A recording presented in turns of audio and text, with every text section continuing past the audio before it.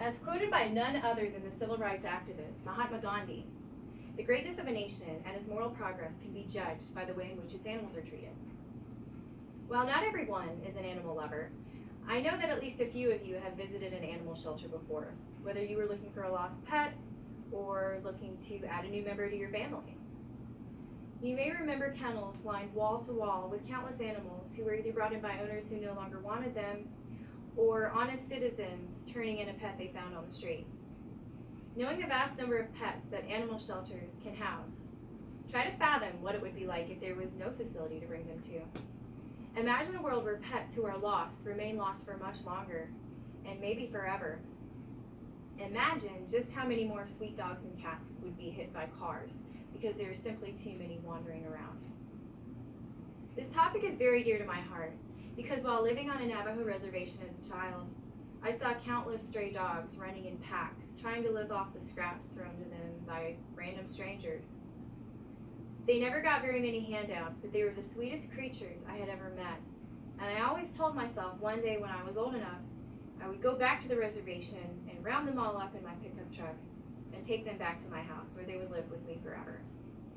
I never got the chance to do this, but the idea still sparks my motivation to one day own my own animal shelter. So today, class, I want to share with you my main reasons for wanting to open an animal shelter, which are to provide a no-kill facility to countless pets, promote the well-being of animals, and enrich the community around me. First and foremost, I have always felt strongly against the wrongful and unnecessary euthanasia of animals simply because they are unwanted or the facility is overcrowded. My first reason for wanting to open a no-kill shelter, an animal shelter, is so that homeless or unwanted pets can safely reside in a no-kill environment. Without a doubt, making a shelter strictly no-kill would aid with the overpopulation without resorting to euthanasia. However, this is extremely difficult to promise without the risk of overcrowding. In the wake of instilling a zero-tolerance policy, many no-kill shelters take additional steps to ensure that, more importantly, the birth rate remains as low as possible. According to PetSafe, this is achieved through aggressive spay and neuter efforts. And just to name a few, this includes low-budget vouchers, clinics that are in-house, and maintaining close relationships with fellow veterinarians in the community. In addition, being a no-kill shelter gives animals a fair chance of finding their forever, or should I say forever, home. While doing my research, I discovered that every year an astonishing average between 6 and 8 million animals are brought into animal shelters across the U.S. Out of those 6 to 8 million, nearly 3 million of those animals are euthanized. There is no reason for this statistic to remain so high. Now, if you've ever walked past a pet store with puppies in the window, you were probably tempted to buy one, or the whole lot for that matter. But be warned, because pet stores do not provide home training to the animals they sell. My second reason for wanting to open an animal shelter lies in the fact that shelters promote the mental, emotional, and physical well-being of the animals they take in. For instance, many animal shelters implement enrichment programs as part of their residents' daily care, which in turn raises the amount of successful adoptions. The Animal Farm Foundation describes their enrichment program as taking the dog's 5 basic senses into account and developing fun activities to stimulate and sharpen these senses, while also lessening certain behavioral issues. An example of lessening in behavior may be to play soft, soothing music as a way of reducing actions that exhibit stress or anxiety, while an example of stimulating a sense may be to hide treats under various objects in a room, kind of as like a sort of puzzle. As mentioned before, rigorous spay-neuter efforts are important for reducing the population. However, many animal shelters immediately fix the animals they take in prior to even making them eligible for adoption. Why, you may ask? First of all, spaying and neutering presents significant health benefits to both genders, reducing the chance of uterine infections in females and the chance of testicular cancer in males.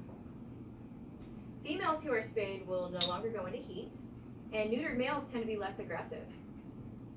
But while animal shelters obviously take the well-being of their animals into account, it is also true that they in turn give back to people as well. My final reason for wanting to open an animal shelter is that it would enrich the community. Some animal shelters develop a partnership and curriculum with veterinary schools to provide students with hands-on experience they need in order to become successful in their career. For instance, a local shelter teamed up with the MSU College of Veterinary Medicine to allow students to participate in closely watched surgeries and gain valuable knowledge. Their main objectives were to be exposed to spay-neuter surgeries, dealing with potential medical and surgical issues, understanding why overpopulation occurs in the first place, and to get them acquainted with working in close conjunction with animal shelters. Furthermore, animal shelters give individuals in the community the opportunity to volunteer, which in turn promotes the mental and emotional health of humans. According to the CCSPCA, spending time with animals has shown to significantly reduce blood pressure in addition to stress levels. And volunteers also feel good about being a part of something greater than themselves and helping out their community, which instills a sense of civic responsibility. Lastly, volunteering is all-inclusive, and there are typically programs for both youth and adults of all ages. Taking all of these factors into account, I hope that you can see why I want so much to make my dream of opening an animal shelter come true one day. Being that my reasons for opening a shelter are to provide a no-kill safe haven, promote the well-being of animals, and enrich the community, I would now like to return to Gandhi's quote at the start of my speech.